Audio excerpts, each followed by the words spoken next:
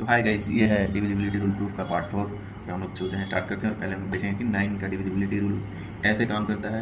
क्यों ऐसा हम लोग बोल देते हैं कि सम ऑफ ऑल डिजिट अगर डिविजिबल है 9 से तो नंबर डिविजिबल होगा 9 से, राइट। चलिए हम लोग देखते हैं। सो सपोज एक नंबर है ABCDE, राइट, और इसी करस्पॉन्डिंग एक नंबर ले लेते हैं ताकि आसानी रहेगा। सो 2538, राइट, ये नंबर 9 से डिविजिबल है।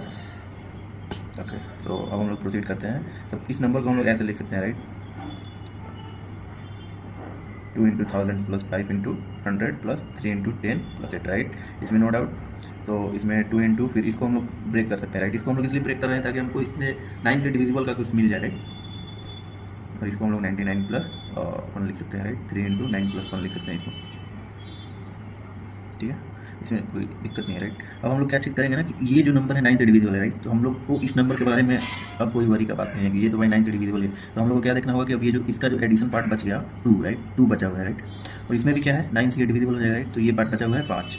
और इसमें भी क्या है कि ये पार्ट तो 9 से डिविजिबल हो जाएगा, तो बचा है 3, राइट। और एक ये जो लास्ट वाला है, तो अगर ये पार्ट 9 से डिवाइड हो जाएगा तो इसका मतलब होल पार्ट डिवाइड हो जाएगा। इसका क्या सम हो जाएगा, 18 हो जाएगा, राइट। तो अगर ये भी पार्ट डिवाइड हो गया, इसका मतलब ये पूरा होल पार्ट डिवाइड हो गया 9 से। तो इसका यही प्रूफ है कि अगर ये इसलिए हम लोग बोलते हैं कि sum of all digits should be divisible by 9, then that number will be divisible by 9, right.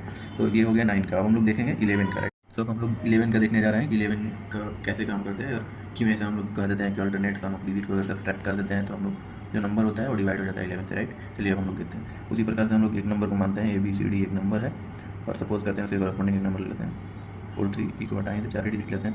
ऐसे तो मतलब किसी भी डिजिट को प्रूफ कर सकते हैं, जनरलाइज फॉर्म में भी प्रूफ कर सकते हैं ABCD के फॉर्म में, लेकिन ये जो होगा फॉर्म उसमें आसान होगा, हालांकि चीज़ एक ही है।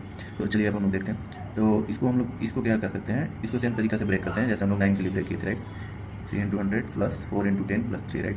फिर इसको हम लोग क्या लिख सकते हैं, 2 इंटू 1000 1 माइनस 1 लिख सकते हैं, राइट। हम लोग ये इसलिए कर रहे हैं क्योंकि ये जो होगा नंबर 11 से डिविजिबल हो जाएगा, राइट। और इसमें 1 प्लस ऐसे कर देंगे। फिर वही बात हम लोग सोच रहे हैं कि 11 से डिविजिबल हो जाए, राइट। फिर इसमें भी 11 करके -1 कर देंगे और प्लस 3 है तो है। तो अब हम लोग क्या चेक करेंगे कि अगर ये सारा पार्ट आप देखो, अगर ये पार्ट इतना देखो, अगर ये मल्टीप्लाई होगा 2 में तो ये 11 से डिविजिबल हो जाएगा, राइट। अब बचेगा क्या, रिमाइंडर -2, ठीक है।